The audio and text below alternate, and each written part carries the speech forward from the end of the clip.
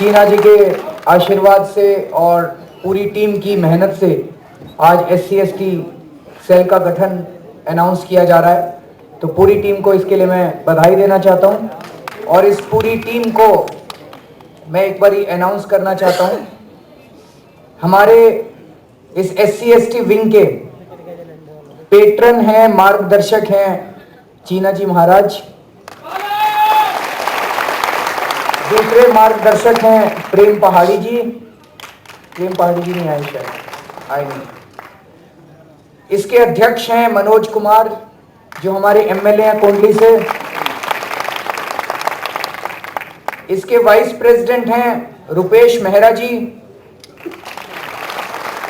दूसरे vice president हैं पंकज पासवान जी, जमुना राजोरा जी, सुशीला सिंह जी, राजेंद्र सिंह जाटव जी, अतर सिंह जी, अशोक चौहान जी, रोशन लाल सागर जी। General secretary हैं राजबीर सिंह जी और मनोज धिर्यान जी। आप सब लोगों को बहुत बहुत बधाई, शुभकामनाएं। लेकिन बहुत बड़ी जिम्मेदारी है। अब हम लोगों को दिल्ली में एक घर में जाना है। जो भी SC/ST समाज से संबंध रखते हैं उन लोगों के घर जाना है। उन सब लोगों को आम आदमी पार्टी की विचारधारा बतानी है, उन्हें आम आदमी पार्टी से जोड़ना है।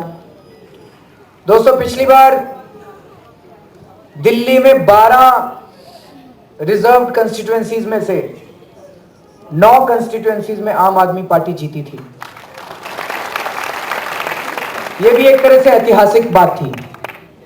एक नई पार्टी 1 साल पहले बनी, लेकिन SC/ST समाज ने आम आदमी पार्टी के ऊपर इतना भरोसा किया, इतना प्यार दिया।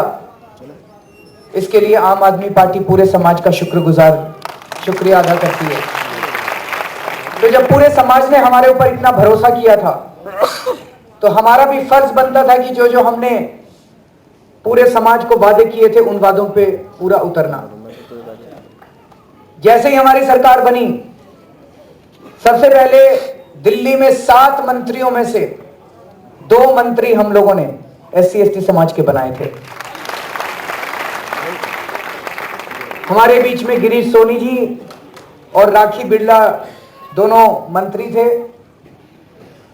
उसके बाद हम लोगों ने वादा किया था, सबसे बड़ी डिमांड आज पूरे समाज की है कि समाज के बहुत सारे लोग सरकार में जहां जहां काम कर रहे हैं वो कच्चे में काम कर रहे हैं। उनको पक्का करने की सबसे बड़ी मांग थी। NDMC के अंदर TMR पे काम कर रहे हैं, टेम्पोररी काम कर रहे हैं। उनकी मांग थी हमें RMR कर दिया जाए। पिछले 15 साल से कांग्रेस ने नहीं किया। इसके पहले पूरा SC/ST समाज कांग्रेस को वोट दिया करता था, कांग्रेस पे भरोसा किया करता था। हम लोगों ने 1 महीने के अंदर, सरकार बनने के 1 महीने के अंदर NDMC के अंदर मैंने प्रस्ताव रखा और प्रस्ताव NDMC में पारित किया गया कि जिन जिन लोगों की 500 हाजिरी हो गई उनको सबको TMR से RMR बना दिया जाएगा। कई लोगों को यकीन नहीं हुआ कि जो 15 साल से नहीं हुआ और कांग्रेस तरह तरह के बहाने दिया करती थी, वो हम लोगों ने 1 महीने के अंदर करके दिखा दिया। फिर दूसरा,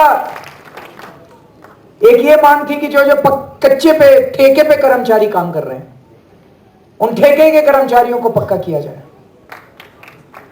अब ठेके पे कर्मचारी अलग अलग विभागों में अलग अलग जगह काम कर रहे हैं।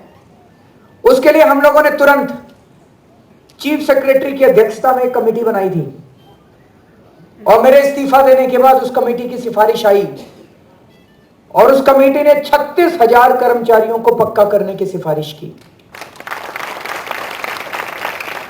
दिल्ली में लगभग 1.5 से 2 लाख ठेके पे काम करने वाले कर्मचारी हैं। क्योंकि हमारी सरकार नहीं थी, उस पर मैं कुछ कर नहीं सकता था। लेकिन हमारी सरकार बनेगी तो एक तरफ इन 36,000 को भी पक्का किया जाएगा, लेकिन बाकी जो 1.5 लाख बच गए उनको भी पक्का किया जाएगा। क्योंकि मुझे यह लगता है कि ठेके पे जिस तरह से ठेकेदार शोषण करता है। मैं कई विभागों के कर्मचारियों से मिला हूं, 10,000 रुपए पे दस्तखत करवाते हैं, 15,000 रुपए पे दस्तखत करवाते हैं, हाथ पे 4,000 रुपए रखते हैं। गलत तो नहीं कह रहा? पीएफ काट लेते हैं, जमा नहीं कराते। 365 दिन काम कराते हैं, एक भी छुट्टी नहीं देते। कोई मेडिकल नहीं, कोई शिक्षा नहीं, कुछ नहीं। ये जो शोषण हो रहा है ठेकेदारों के हाथों में, इसको बंद करना है। लेकिन दुख की बात यह है कि इस कमेटी ने 36,000 लोगों की सिफारिश की और मौजूदा सरकार ने हाईकोर्ट में चली गई है इसके खिलाफ कि ये जो पक्का किया जा रहा है ये ठीक नहीं है, पक्का नहीं किया जाना चाहिए। तो बीजेपी पक्का नहीं करना चाहती, कांग्रेस ने 15 साल में पक्का नहीं करा, बीजेपी पक्का नहीं करना चाहती। और एमसीडी के अंदर आप देख रहे हैं, एमसीडी में 7 साल से बीजेपी की सरकार है और एमसीडी के अंदर कोई भी अब लोगों को नया पक्का नहीं रखा जा रहा, सबको कच्चे में रखा जा रहा है, ठेके के ऊपर रखा जा रहा है। दोस्तों, आज एक ही पार्टी है, आम आदमी पार्टी, जिस पे पूरा SC/ST समाज भरोसा कर सकता है कि हम न्याय दिलाएंगे, सम्मान दिलाएंगे, बराबरी का हक दिलाएंगे।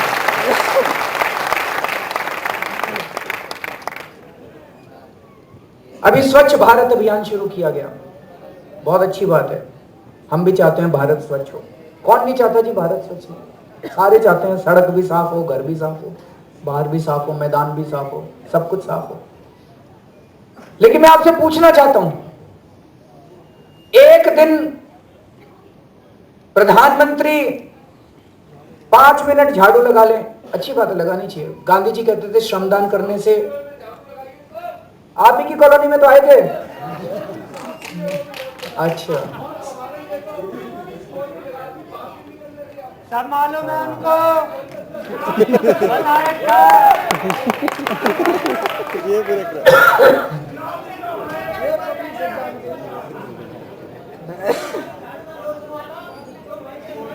अच्छा चलो, अच्छी चीज है, श्रमदान करना चाहिए भाई साहब। गांधी जी कहते थे श्रमदान करने से ईगो खत्म होती है आदमी की। हफ्ते में 10 दिन में आदमी को थोड़ा शरीर चलाना चाहिए, रोज शरीर चलाना चाहिए। लेकिन अगर हम ये सोचें कि एक दिन में 5 मिनट झाड़ू लगा के, अनिल अंबानी के झाड़ू लगाने से या आमिर खान के झाड़ू लगाने से ये देश साफ हो जाएगा, ये तो होने वाला नहीं है। 5 मिनट तो झाड़ू लगा दी, उसके बाद असली सफाई कौन करेगा? वो तो सफाई कर्मचारियों ने करनी है, वो तो सफाई कर्मचारियों ने करनी है। अगले दिन झाड़ू कौन लगाएगा? उसके अगले दिन झाड़ू कौन लगाएगा? वो तो कर्मचारियों को करनी है। मैंने उस दिन यही कहा था, जब तक आप अपने सफाई कर्मचारियों को हक नहीं दिलवाओगे, जब तक आप उनकी समस्याओं का समाधान नहीं करोगे, भारत स्वच्छ नहीं हो सकता। भारत को स्वच्छ सफाई कर्मचारी करेंगे। हमें भी एक नागरिक के तौर पे स्वच्छता के बारे में जागरूक रहना चाहिए। हम कई बार गाड़ी से बोतल बाहर फेंक देते हैं, गाड़ी यूं खड़ी और अंकल चिप्स का पैकेट बाहर फेंक देते, वो नहीं करना चाहिए।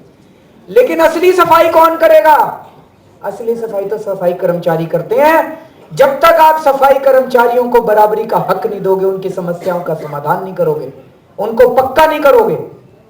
सीवर के अंदर घुसते हुए देखा है, सुंदर नगरी की झुग्गियों के अंदर मैं 3 महीने रहा था, खुद झुग्गियों के अंदर रहा था। मैंने देखा है किस तरह से काम करते हैं, मैंने देखा है किस तरह से झुग्गियों में रहते हैं वो लोग। सीवर के अंदर घुसते हुए देखा है। सीवर के अंदर कब घुसते हैं? एक बोतल चढ़ानी पड़ती है तब सीवर के अंदर घुसते हैं, ताकि उनकी जब शरीर में तकलीफ होती है, वो तकलीफ उनको बर्दाश्त करने की वो उनको क्षमता आ जाए वहां पे।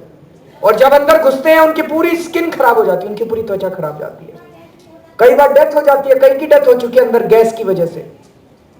उनको हम मॉडर्न इक्विपमेंट क्यों नहीं दे सकते? आधुनिक इक्विपमेंट क्यों नहीं दे सकते?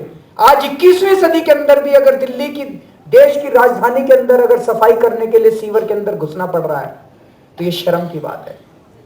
और फिर हम कहते हैं भारत स्वच्छ। ऐसे तो भारत स्वच्छ नहीं होने वाला। भारत स्वच्छ करने के लिए नियत चाहिए, वो नियत की कमी थी।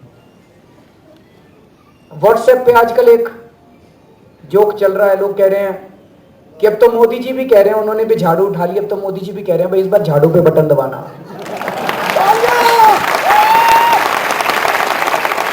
सफाई तो झाड़ू से ही होगी जी। नहीं जी, झाड़ू में ताकत है, दूसरी पार्टी वालों को भी खींच रही है अपनी तरफ। ये झाड़ू की ताकत है जी।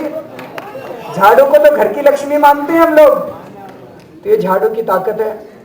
और मुझे पूरा यकीन है जो प्यार मोहब्बत पूरे समाज ने आज तक हमें दी, अब ये पूरा समाज, ये पार्टी आप ही की है, ये पार्टी हमारी नहीं है। और इस पार्टी के बारे में निर्णय भी आप ही लोग लोगे। और कोई भी बहुत सारे निर्णय, चीना जी महाराज आते हैं मेरे पास, कहते हैं भाई इसको टिकट देनी है, हम उसको टिकट देते हैं। चीना जी महाराज आते हैं, कहते हैं कि इसको ऐसे करना है, हम इसको ऐसे करना है। तो निर्णय आप ही लोगों को लेने चाहिए, पार्टी आप ही की है। आप आम आदमी हो, हम भी आम आदमी है, एक साथ मिलके हम इन सारे देश को भ्रष्टाचारियों से और अन्याय करने वालों से छुटकारा दिलाएंगे। और जो बाबा साहब अंबेडकर का सपना था कि ऐसा भारत, सबसे खूबसूरत संविधान लिखा था बाबा साहब अंबेडकर ने दुनिया का, बराबरी की बात कही थी ऐसे टाइम में जब कोई सोच भी नहीं सकता था। लेकिन दुख की बात यह आज 65 साल बाद भी बाबा साहब अंबेडकर के सपने का भारत अभी भी नहीं है अपने पास, अभी भी हम उसके लिए लड़ रहे हैं। तो हमारा सबका सपना है कि जो सपना बाबा साहब अंबेडकर ने देखा था, उनका सपना अपने को पूरा करना है। भारत माता की